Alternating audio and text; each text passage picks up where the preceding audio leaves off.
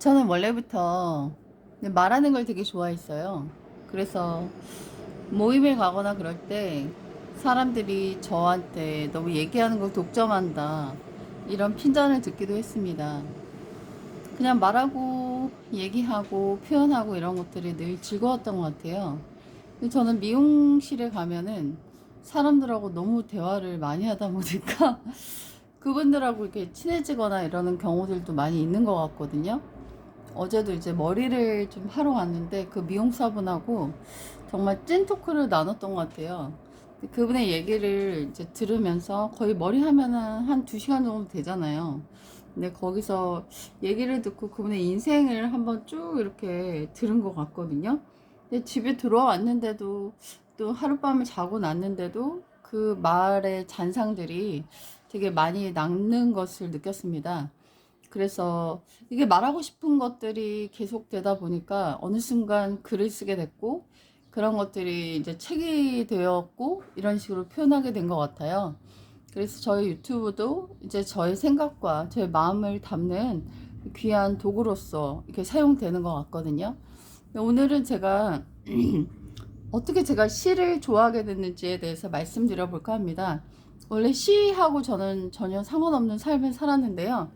어느 날 이제 제가 신춘문예에 이제 응모하고 싶으니까 그 영역을 보는데 제가 쓸 수 있는 게 뭐가 있을까 보니까는 시와 소설과 에세이가 아닐까 이런 생각이 들었거든요.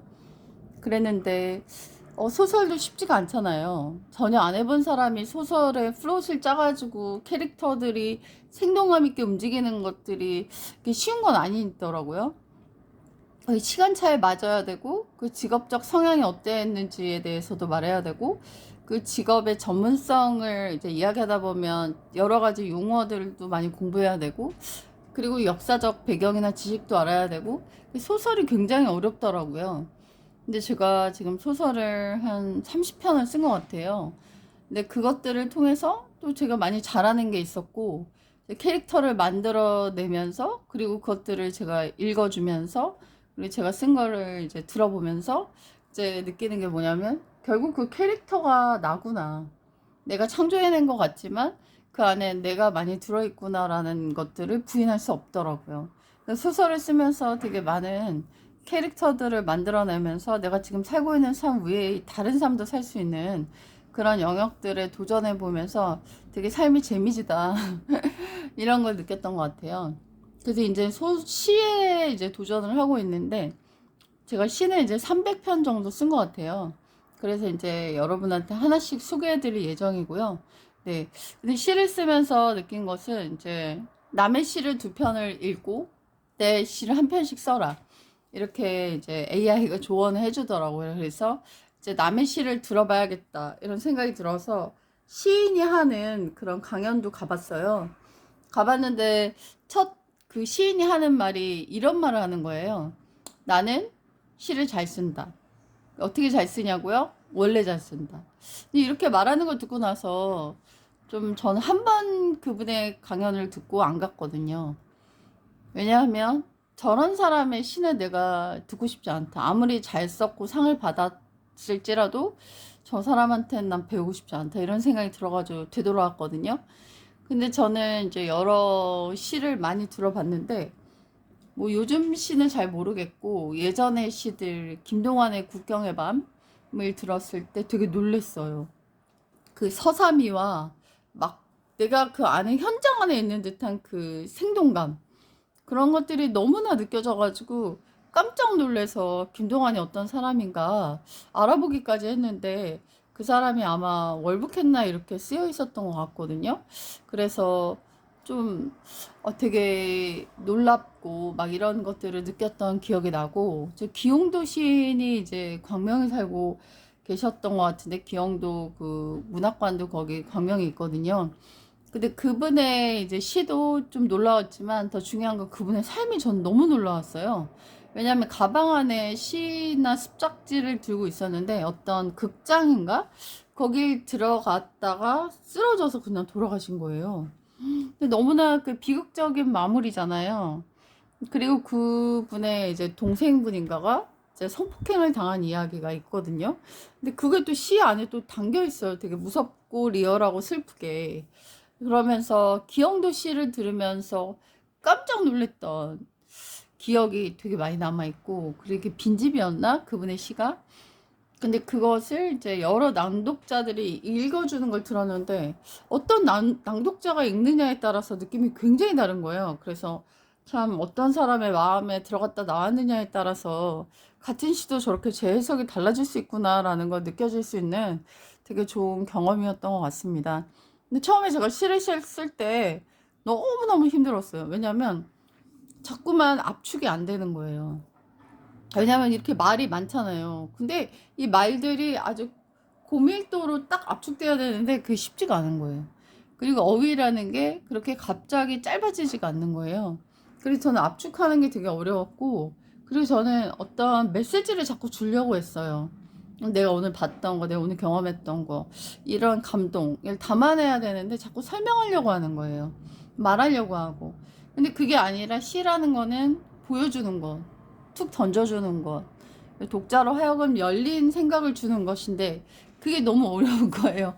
어려워가지고 좀 유명한 시를 조금 더 내가 공부하고 알아보고 나서 좀 써야 되지 않을까 이런 생각도 들었는데, 유명한 분들의 시를 이제 읽고 들었는데 또 그다지 이렇게 마음에 남는 게 없는 거예요. 왜냐하면 제가 좋아하는 거는 사실 제가 갖고 있는 거잖아요. 근데 남들이 쓴 것들은 그분들이 제일 좋아하는 것들이기 때문에 어떻게 보면 그 안에 교집합들이 그렇게 많진 않은 거였어요. 그래서 저는 어떤 시를 딱 봤을 때 너무 좋아서 외워버리고 싶다, 그런 느낌을 받았던 건 윤동주 시인밖에 없었던 것 같아요. 그래서 저는 고등학교 때 윤동주 시인을 되게 좋아했고 그 시집을 사서 외우었던 것 같아요. 하늘과 바람과 별과 시, 그리고 서시는 지금도 걸어다니면서 외우거든요. 하늘을 우러서 한 점 부끄러움이 없기를, 잎새에는 바람에도 나는 괴로워했다. 별을 노래하는 마음으로 모든 죽어가는 것들을 사랑해야지. 오늘 밤도 별이 바람에 스치운다. 근데 그 문장이 과연 무슨 뜻을 말하는 걸까? 모든 죽어가는 것들을 사랑해야지. 한 점 부끄러움 없기를, 별을 노래하는 마음으로. 모든 죽어가는 것들을 사랑하는 그 시인들의 그 마음이 과연 무엇이었을까 이렇게 깊이 생각하다가 밤에 운동하면서 서시를 읊었었는데 갑자기 눈물이 도로록 떨어지는 거예요. 이 사람과 같은 이 순수하고 깨끗한 마음이 나한테 있는가. 28에 정말 남의 나라가 되어버린 한국에서 살아가는 젊은이의 고통이 느껴지면서 그 절절함이 시대를 지나서 세월을 건너뛰어서 그 와닿는 그 감동이 정말 되게 컸던 것 같거든요. 그래서 진짜 인생 예술, 인생은 짧고 예술은 길다라는 말처럼 그 사람은 지나가도, 생명이 끝나가도 그 사람이 주고자 했던 그 예술은 정말 오랫동안 후대의 마음을 울리는구나, 이런 생각이 참 많이 들었던 것 같아요. 더구나 이제 윤동주 시인은 또 기독교인이시기 때문에 제 마음에 더 임팩트가 있었던 것도 사실입니다. 저는 이제 시를 쓰면서 느낀 게 뭐냐면 이제 더 깊이 관찰하게 되더라고요. 그래서 그 우연히 이제 운동을 하다가 거미줄을 봤어요. 근데 거미줄을 그렇게 열심히 들여다본 게 인생에서 처음이었던 것 같아요. 왜냐하면 저기 안에도 뭔가의 시 소주가 있지 않을까라는 생각이 들었기 때문이거든요. 근데 그 거미줄이 햇볕에 막 반짝반짝 비치는데 처음으로 거미줄이 보석처럼 아름답다고 느낀 거예요. 그 사진을 찍고 싶었는데 좀 안타깝게도 거기 벌레들이 매달려 죽어 있었어요. 그래서 그것까지 찍기에는 조금 너무 흉측스러워서 그때 사진을 찍진 않았는데, 그 거미줄 윗부분에 그 햇볕이 이렇게 쏟아지면서 부서지는 그 장면들이 제 마음에 정말 예쁘게 남아 있더라고요. 네, 그런 것도 정말 느꼈었고, 그리고 제가 이제 벤치에 앉아 있었는데 일부러 이제 남의 말을 도청하려고 하는 건 아닌데 정말 많은 사람들이 지나다니다 보니까 그들이 했던 말들이 너무 귀에 들어오는 거예요. 그런데 이제 제가 기억났던 게 뭐냐면 옆에 벤치에 어떤 모자가 앉아 있었어요. 근데 아이가 이제 자연에 대한 이야기를 했던 것 같아요. 엄마, 엄마 저것 좀 봐. 왜 저 벌레는 다리가 저래? 뭐 색깔이 왜 저래? 막 이런 식의 아주 순수한 귀여운 질문들을 하고 있었는데 엄마는 계속 핸드폰만 보고 있었어요. 근데 아이가 조금 미안하지만 약간 지적으로 그렇게 정상적인 아이 같진 않았어요. 행동하는 거나 이런 것들이 약간 지적장애나 이렇게 자폐증 아이처럼 보였어요. 근데 엄마는 아무래도 아이의 그런 질문이나 돌발 행동 때문에 지쳐 있을 수 있죠, 당연히. 그런데 애가 이제 막 굉장히 사랑스러운 목소리로 엄마 이거는 왜 저래? 엄마 저것 좀 봐봐. 이런 얘기를 되게 많이 부산스럽게 했는데 엄마의 대답이 저는 굉장히 압권이었거든요. 뭐였냐면 아주 감정 없는 목소리로 점심 뭐 먹을 거야? 그렇게 하고서 이제 걔 손을 잡고 가시는데 걔는 끌려가듯이 엄마는 되게 무거운 짐을 끌고 가듯이 두 사람이 동행하는 모습을 보는데 되게 많은 마음의 생각이 오고 가더라고요. 같은 공간에 있다고 해서 같은 시대를 살고 있다고 해서 한 집에 있다고 해서 소통이 되는 건 아니구나. 전혀 다른 장면을 보면서 동문서답을 할 수 있구나. 그래서 그때 지은 씨가 동문서답 모자였나? 아마 그랬던 걸로 기억하거든요. 저는 이제 주변에서 많은 사람들을 관찰하면서 제 생활 시가 좀 많이 담겨지고 있는데, 이제 뭐 제 시를 평가해 줄 사람들이 없기 때문에 이제 AI한테 평가를 항상 부탁했는데, 제 장점이 뭐냐면 생활 시를 굉장히 잘 듣는다. 그런 말을 하더라고요. 그래서 예전에는 이제 시 점수가 75점 정도 주더라고요. 근데 최근에는 이제 100점까지 받은 시가 하나 있었어요. 그래서 제가 너무 놀라가지고, 왜냐면 처음으로 100점 받았기 때문에 왜 100점을 주냐고 물어봤더니 이런 말을 하더라고요. 이 표현이 굉장히 신선하다. 한 번도 들어보지 못한 표현이다. 이런 말을 제가 들었어요. 그 표현이 당긴 시가 뭐였냐면, 제가 이제 요리를 좋아하잖아요. 유튜버이기도 하잖아요. 근데 제가 요리를 하고 나서 기름이 손에 묻은 거예요. 근데 그거를 아무리 닦아도 세 번, 네 번 세정제로 이렇게 씻어도 이게 지워지지 않더라고요, 기름이. 그때 제가 순간적으로 지나가는 게 뭐였냐면, 내 죄도 이렇게 지워지지 않으면 어떡하지? 이렇게 더러운 것이면 어떡하지? 이런 생각이 들었어요. 근데 그것을 이제 제가 시로서 표현한 게 있었거든요. 죄에 대해서 하나님을 떠올리면서. 근데 그것이 굉장히 신선했다. 이렇게 표현하는데 그거는 제가 정말 경험한 거라서 그때 순간적인 깨달음이라서 그걸 시로 담은 거였거든요. 음. 근데 또 이제 AI가 저한테 그러더라고요. 너의 시는 투박하지만 정직해서 좋아. 너는 지어낸 시를 지은 게 아니고 그냥 너의 경험을 말하고 있어. 이렇게 표현하더라고요. 근데 예전에 이제 저도 신춘문예에 당선되고 싶잖아요. 그래서 신춘문예 당선된 분들의 이야기를 좀 찾아 들은 적이 있었는데 되게 놀랬던 말이 있어요. 그분이 뭐냐면 이제 7년 동안 신춘문예 시를 연구했대요. 그리고 등단된 시들이나 이제 심사위원이 누가 되는지 그거를 다 연구를 해서 그들이 좋아할 만한 이런 공장형 시를 만들어낸 거예요. 딱. 근데 그게 뭐냐면 이분은 이제 신선한 그 소재를 써야 되니까 땅꾼을 소재로 했다는 거예요. 뱀을 잡는 사람 있죠. 그러니까 자기가 전혀 모르는 세계를 이제 신선한 소재로 이제 약간 그 심사위원을 도발하기 위해서 그걸 시로 썼는데 결국은 자기가 됐다고 얘기하더라고요. 근데 저는 그 얘기를 듣고선 저게 무슨 시일 수 있지? 물론 우리의 모든 작품은 다 창작이잖아요. 인간은 모든 걸 다 경험할 수 없고. 그러니까 대부분은 픽션일 수밖에 없긴 하지만 저렇게 어떤 규격에 맞게 자기가 뭔가를 양산해내서 상을 받는 것이 진정하다고 볼 수 있을까? 근데 저는 그런 시는 두고 싶지 않거든요. 읽고 싶지 않고. 그리고 저게 무슨 의미로 썼을까라고 깊이 씹어보고 싶지 않거든요. 근데 저의 시는 정직했으면 좋겠다. 그리고 투명했으면 좋겠다. 내가 경험한 것이었으면 좋겠다. 그런 것들을 되게 담고 있었어요. 근데 제가 위로해주고 싶어서 쓴 시가 하나 있었는데 그 시는 그때 유난히 막 바람이 돌풍이 불고 막 하늘이 막 시꺼매지고 막 너무 무서운 날씨였어요. 지금 내가 산책을 나가면 엄청난 고생을 하겠구나. 막 우산이 부러질지도 몰라. 이런 생각이 드는 날씨였어요. 근데 제가 그날 나갔어요. 왜냐하면 그 돌풍을 이기면서 뭔가의 중요한 것이 내 마음에 들어올 것 같았어요. 그리고 내가 직접 그것들을 거치고 깨달았을 때 얻게 된 감성을 시로 담고 싶었어요. 그래서 제가 정말 1시간 반의 비와 사투를 벌이고 집에 돌아왔어요. 양말은 뭐 장난이 아니고 옷도 장난이 아니고 머리도 막 비 맞은 그 상태로 쓴 시가 있습니다. 여러분 제가 계속 이야기하니까 좀 듣고 싶지 않으세요? 네, 곧 하나씩 올려보도록 하겠습니다. 요즘 저는 제가 시를 쓴 지가 한 1년 정도 된 것 같은데 시 쓰는 게 처음에는 되게 힘들었어요.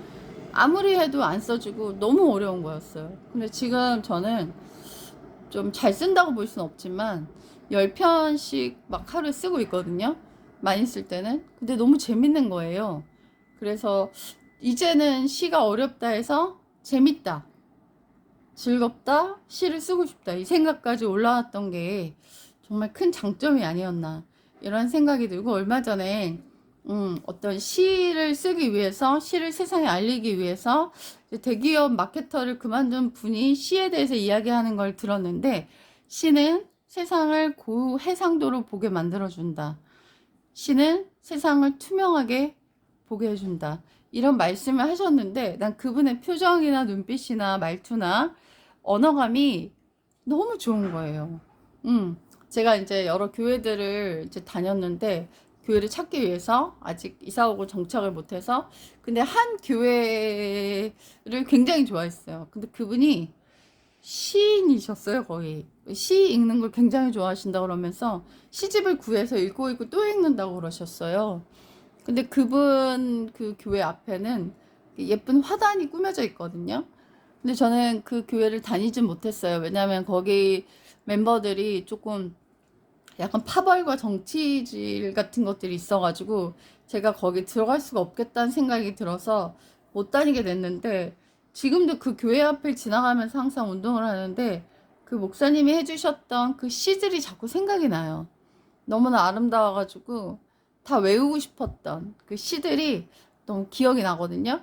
근데 그분의 그런 설교를 계속 듣고 싶은데 교회가 작다 보니까 영상을 좀 부족하게 만드셔가지고 소리가 잘 안 들리더라고요. 그래서 잘 못 듣겠어요. 열심히 이렇게 들으려고 했는데 이해를 못 하겠더라고요. 그래서 안타깝게도 그분의 이야기를 못 듣고 있는데, 아마 그분이 시를 사랑하는 마음, 그 다음에 꽃들을 사랑하고 꽃들이 하나님을 찬양하는 그런 시인의 시선, 그런 것들을 제가 사랑하지 않았었나 이런 생각이 듭니다. 그래서 뭐 어떤 분들은 뭐 스릴러를 좋아하시고 공포물을 좋아하시고 호러들 좋아하시고 여러 좋아하는 장르들이 있잖아요. 근데 저는 이제 살다 보니까 시를 좋아하는 분들하고 좀 잘 맞는 것 같아요. 그리고 되게 시라는 게 그냥 어떤 다큐가 아니잖아요. 근데 세상은 정말 다큐스럽잖아요. 공포스러운 것도 많고 무서운 것도 많고. 심지어 며칠 전에 집에 있는데 갑자기 배를 누가 막 엄청 누르는 거예요. 근데 화면 딱 떴는데 좀 건장한 남자분인 거예요. 근데 저 너무 놀래가지고 제가 말을 안 하고 저 제 방에 숨어 있었어요. 갈 때까지. 내 집인데도 막 무서워가지고 숨는 저의 모습을 보면서 참 세상이라는 게 이게 살아가기가 녹록지 않고 위협적인 요소들이 정말 굉장히 빠르게 돌아올 수 있는 그런 곳이잖아요. 그런데 문학이나 예술이나 뉴스나 영화나 모든 것들이 이 세상의 어떤 작은 어떤 축소판이라고 볼 수 있는데, 시는 그대로 이렇게 피 흘리는 현장을 그냥 막 여과 없이 보여주는 게 아니라 조금 더 약간 뭐랄까, 해를 볼 때 그냥 보면 눈이 너무 아프잖아요. 그래서 약간 내 부드러운 천의 가림막으로 해를 느낄 수 있게 해주는 그런 그 완충장치가 아닐까? 이런 생각이 들면서 저는 좀 부족하지만 정직하고 진실하고 내가 경험한 시를 아름다운 언어로 담고 싶다. 그래서 예전에 제가 들었던 가장 기뻤던 말이 뭐냐면, 당신이 쓴 이 글이 만약에 시집이라면 내가 이걸 계속 읽고 외울 수 있게 소장하고 싶다. 그 말을 들은 적이 있거든요. 근데 그런 시를 내고 싶습니다. 그런 시집을 쓰고 싶습니다. 여러분, 안녕히 계세요.